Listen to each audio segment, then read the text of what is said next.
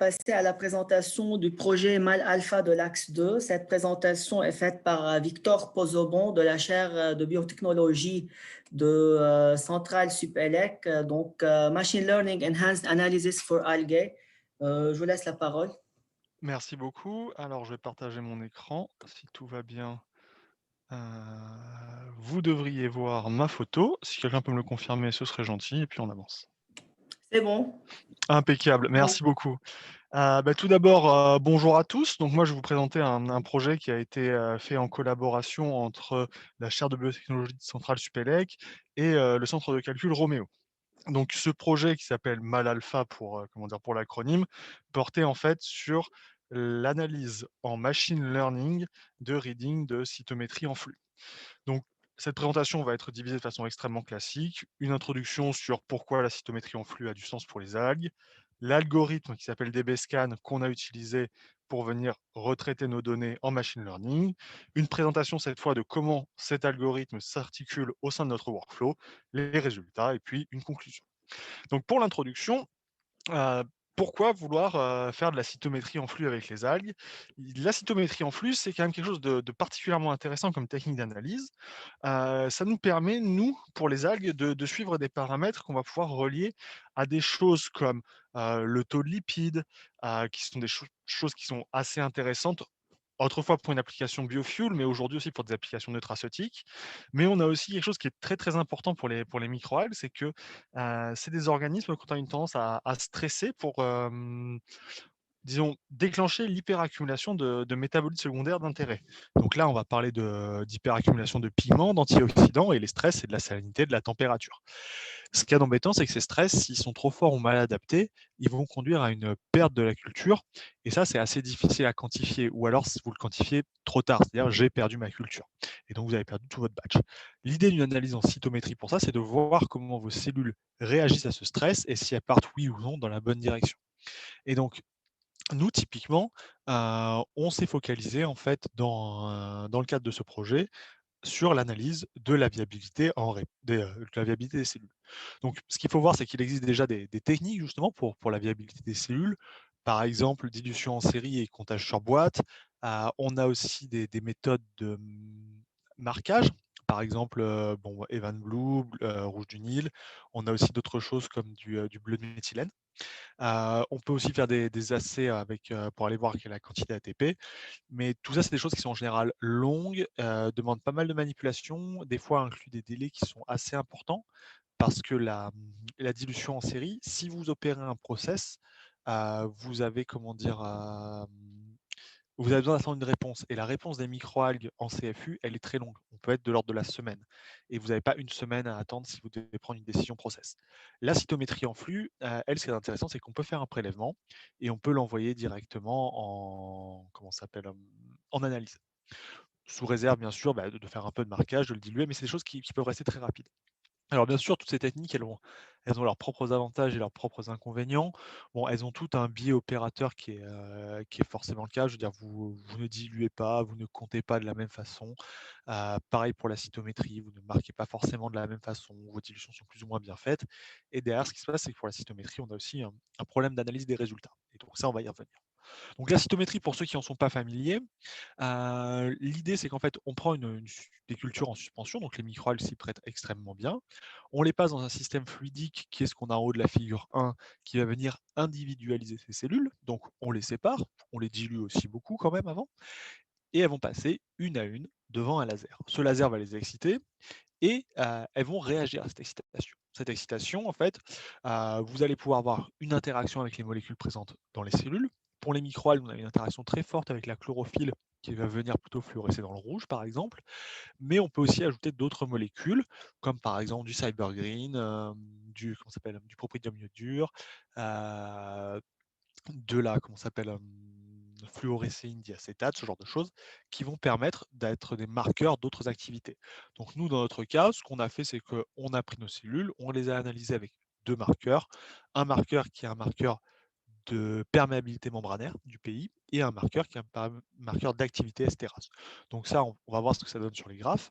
Mais en fait, l'idée, c'est que surtout, cette technique, vous mettez vos cellules en suspension, vous les mettez en contact avec le marqueur, Bon, vous faites un petit lavage, vous les passez et là, vous avez très vite énormément de données parce que c'est vraiment l'intérêt.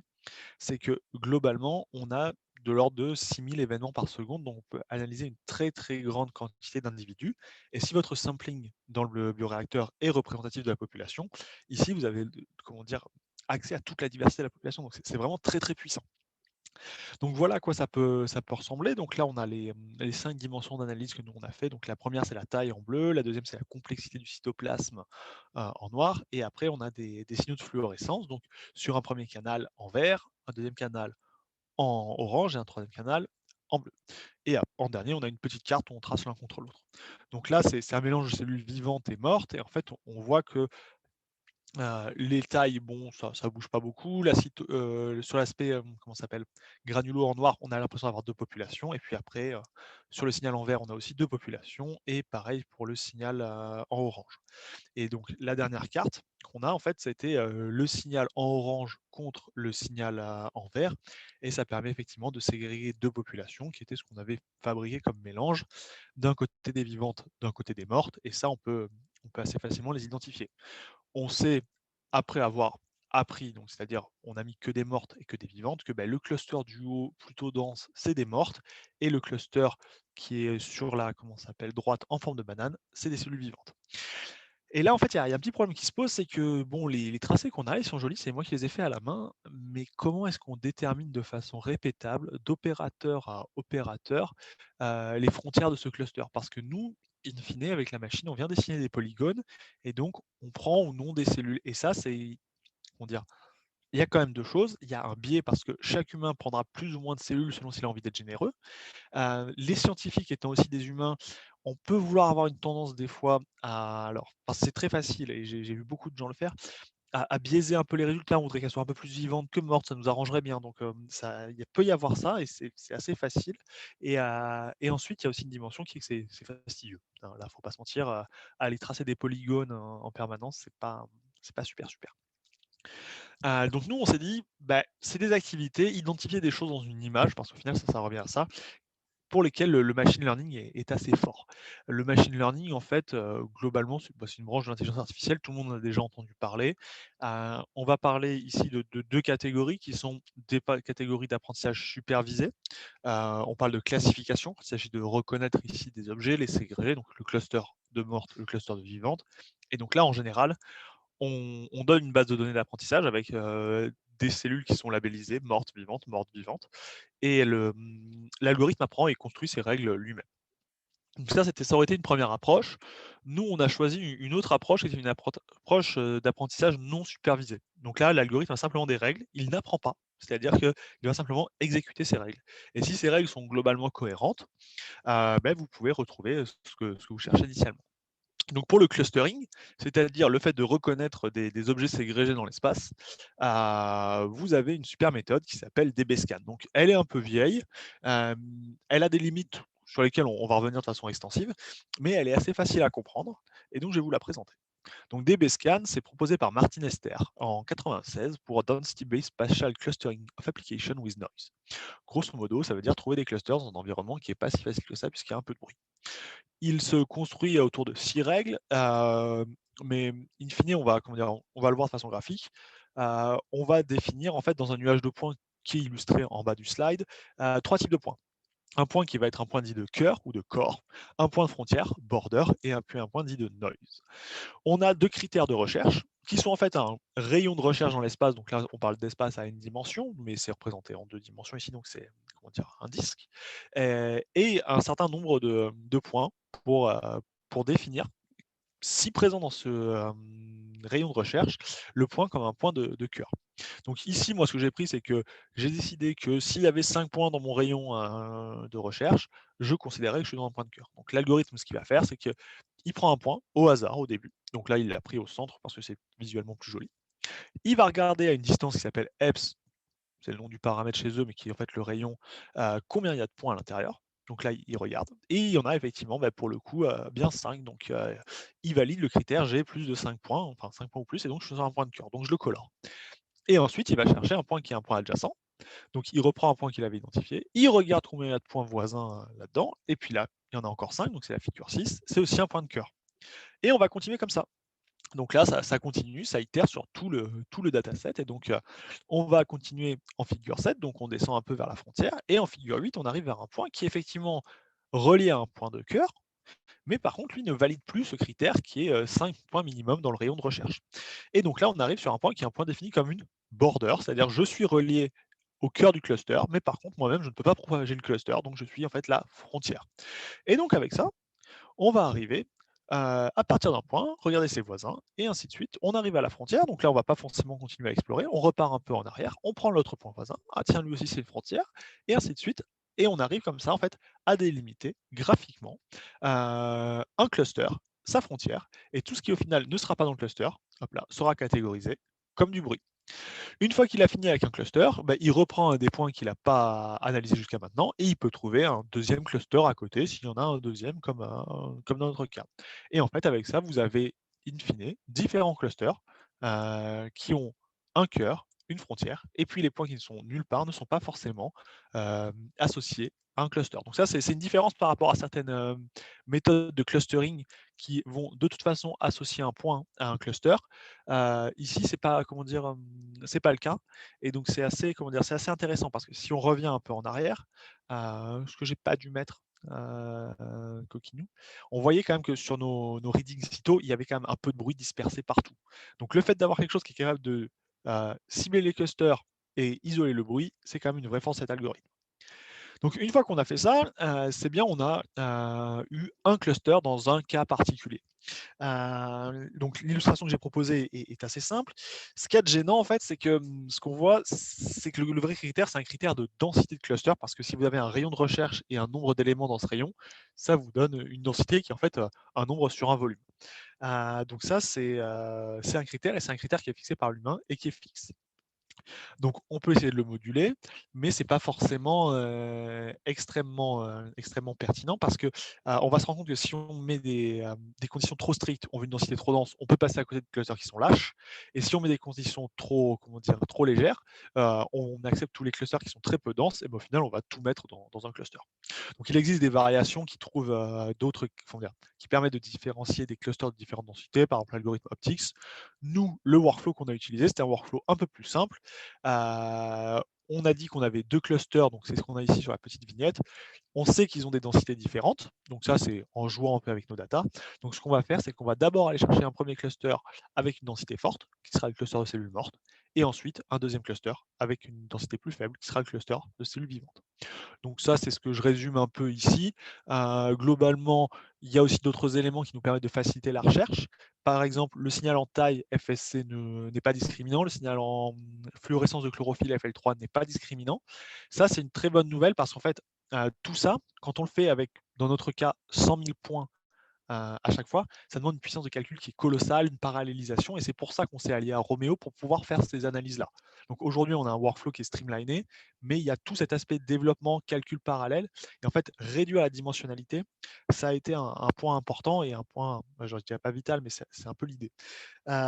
Donc, on fait, comment dire, on fait toutes nos analyses, et donc là, on a, comment ça s'appelle, un des premiers résultats. Donc ça, c'est calibré entre guillemets à la main.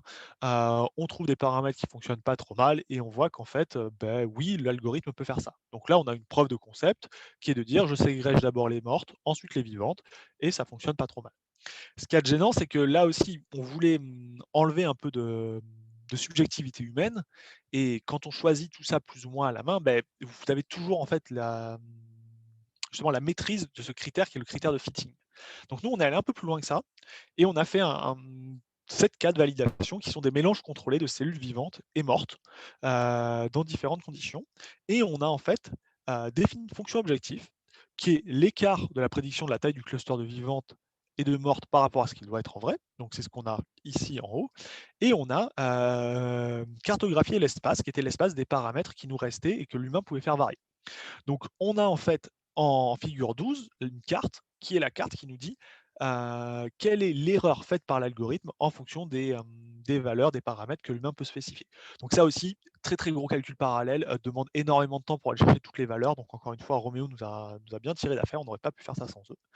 Et on voit en fait qu'il y a une zone qui est une cuvette, qui est très large, donc ça c'est très confortable, qui est la zone mauve, dans laquelle en fait, peu importe les valeurs qu'on choisit pour les densités des clusters, on arrive bien à les ségréger. Et ça, c'est une super nouvelle parce que ça veut dire que on a une zone où on est très peu sensible aux paramètres qui sont les paramètres qui sont fixables par l'humain, et en plus que cette zone, elle est large. Donc on est très très confortable, et donc on a pris en fait les paramètres qui étaient au milieu de la zone mauve pour calibrer notre algorithme. Et avec ça, on part de quelque chose où on a de la subjectivité, deux métaparamètres à fixer, à quelque chose où on a une objectivité machine et l'humain qui n'a plus la main sur ces paramètres. Et donc, on est sûr de pouvoir faire une analyse objective, en plus de faire une analyse bien plus rapide. Donc, en termes de résultats, donc nous, on a ici les résultats produits sur le cas test. Donc, la figure Il vous 14, reste 1 minute. je suis à la fin. La figure 14, c'était les 7 test cases. Donc, on voit que tout le monde s'en sort pas trop mal. Si on zoome en fait sur les différences, on voit que les différences sont extrêmement faibles. Et en fait, quand on compare les prédictions de l'algorithme à des utilisateurs qui, pour le coup, n'ont pas d'intérêt à biaiser l'expérience, on se rend compte que ça va toujours dans le même sens. Donc là, c'est très bien. C'est-à-dire que les erreurs sont probablement des erreurs de manipulation et pas d'analyse. On a appliqué ça ensuite à un cas qui était un cas de, comment ça s'appelle, un cas réel, enfin réel, un toy problème, on va dire, qui est la survie à la congélation. Donc, on a congelé nos cellules avec différentes approches, azote liquide, -20, différentes tailles de contenants. Et on a obtenu en fait des résultats très classiques de la littérature, qui est en fait que bah, oui, plus on congèle lentement, plus ça tue les cellules parce que les cristaux de glace sont plus grands. Plus on congèle dans des volumes grands, plus ça tue les cellules parce que les cristaux de glace sont plus grands. Donc c'est ce qu'on a sur la figure 16. On a essayé un cryoprotectant qui est connu, qui est le glycérol plus le stacking. Et là, pareil, on arrive à avoir des taux de survie qui sont ceux rapportés par la littérature. Et donc, en conclusion, ce qu'on peut dire, c'est que on a développé un workflow qui nous permet de reproduire des résultats de très bonne qualité, qui est forcément plus rapide et moins embêtant pour l'opérateur, qui a été appliqué à des cellules tuées thermiquement et qu'on a pu transférer à d'autres cas de cellules mortes par d'autres techniques. Soit dit en passant, on parle quand même de mort induite de façon un peu entre guillemets propre, que ce soit la cuisson ou la destruction par un cristal de glace. On n'est pas sur une destruction totale comme ce qui peut être fait avec des enzymes ou des acides. Donc voilà. Je vous remercie pour votre attention. Merci Victor. Afin de répondre aux questions, est-ce que vous pouvez activer votre caméra aussi? Alors, je vais essayer de récupérer tout ça. Et donc, il y a une question de Stéphane Doré. Est-ce que cette méthode de dosage de mort par cytométrie de flux et image learning pourrait être adaptée aux cellules végétales en suspension au protoplastes? Alors, ça doit être